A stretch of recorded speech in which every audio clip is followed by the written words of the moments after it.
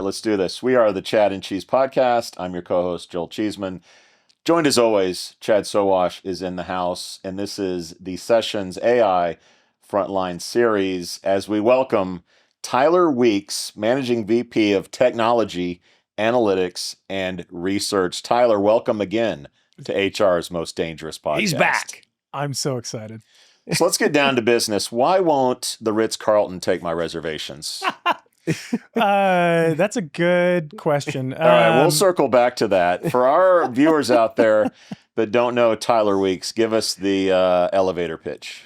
The elevator pitch. What I can tell you is, so I work for Marriott International, and I've been with them about 3 years, and it is a scale of a problem like I've never tackled before. Talk about that. It's a lot of fun. So we've got over 400,000 employees worldwide. Mm-hmm.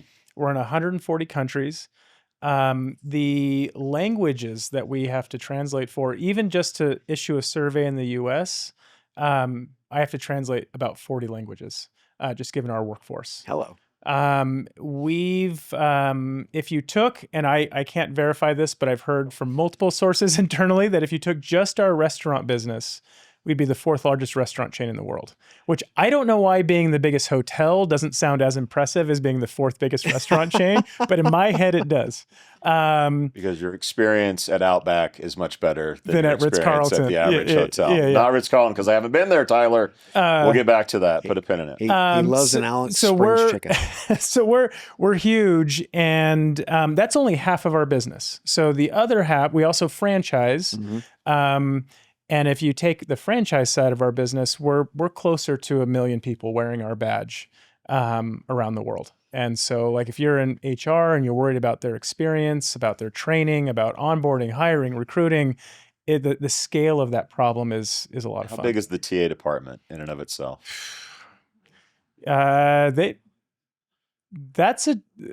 huge. What I can tell you is that we've got about 8,000 HR professionals worldwide. There's that, and that doesn't include sort of outsourced, BPO or sort of business process support that comes in with TA and with benefits and some other. Big. It's huge. It's a big operation. So all over the world. And they're just all the same business. So I'm sure it's just one standard process.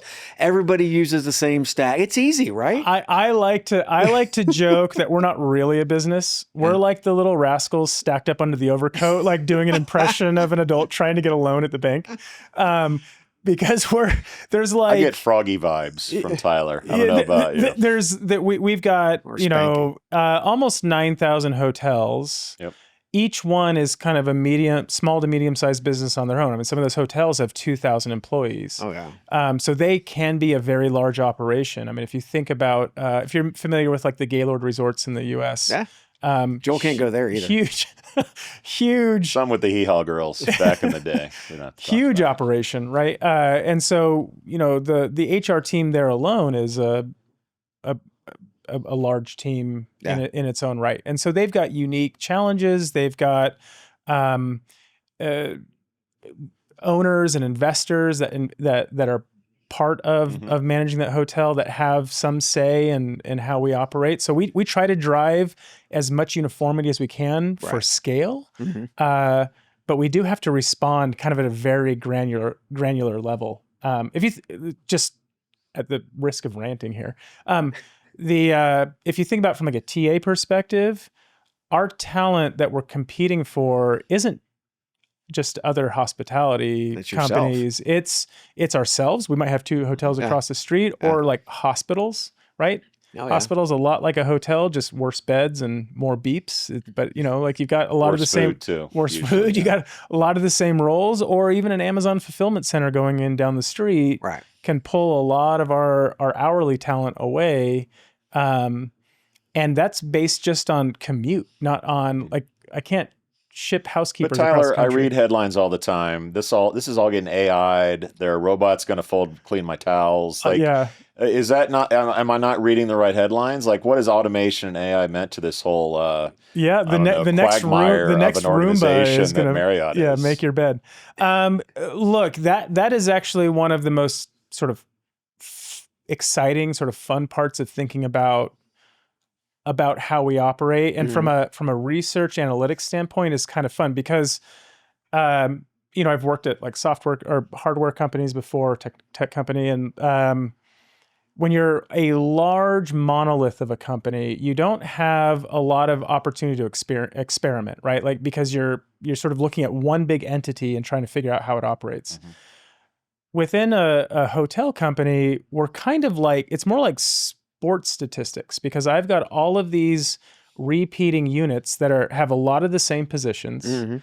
And what's different is their context, like where they are, the brand, the size, Right. the political climate, all those things. And so we can look at all kinds of stuff about how those hotels are operating. And some of the things that the folks doing research on my team are looking at are some of that, like that interplay between how you even bundle roles together. Like, does it make sense to still have a bellhop be separate from concierge, be separate from, 8 other roles that are kind of doing similar things? Yeah. And then how you fold AI into that, and how you really help your front desk talk to people like they know you, right? Yeah. Like, yeah, welcome back, blah, blah, blah. Like, all that sort of personalized experiences is some exciting work that's happening kind of top to bottom. Well, being able to feed those large language models, you've got to have structured data. Is there a way that you can actually do that in aggregate, or do you do that country by country? How does that actually, how do you try to roll something out that big that's so compartmentalized? Yeah, actually, that's where I feel like there's been so much focus on with the new AI models around chatbots. I think mostly because it was called Chat GPT. So it just sort of set the context and we just talk about chatbots. That and prompts. That's kind of dominated the conversation around those two things. I think the less sort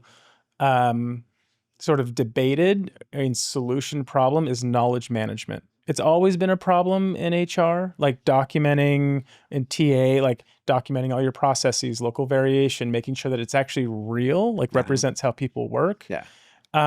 This makes it 10 times more critical, because if somebody's going and asking, I need it to give the right answer. And I need to give the right answer in Brazil, not just kind of a generic answer that's sort of roughly true everywhere. The nuance of the location. Exactly. In data and not anecdotes.